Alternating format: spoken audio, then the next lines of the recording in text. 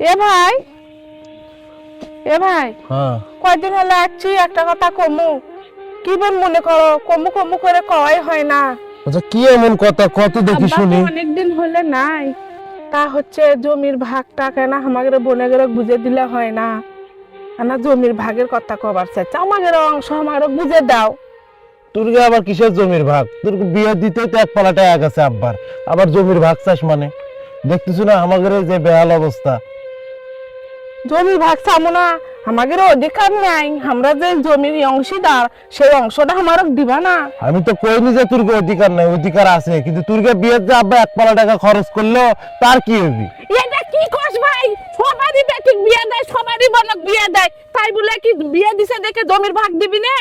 দেওয়াই লাগবে। আমি ভাগ নিমুই, নিয়ে তারপরে বগলে জমির ভাগ দিলে আমি নিজে, তোর বিয়ে খরচ না করলে হয়নি। এই 3 বোনের পিছনে বহু টাকা নষ্ট করছে আব্বা, কোনো জমির ভাগটা দিয়ে বাবার নেই।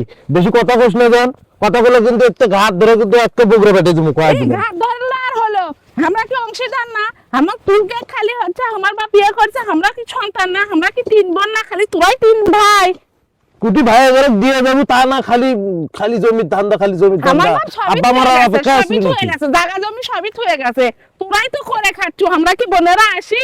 অংশ দেওয়াই লাগবে, আজ দেওয়াই লাগবে। আর আমি ওই জন্য আসছি, নিয়ে যাবো তারপরে।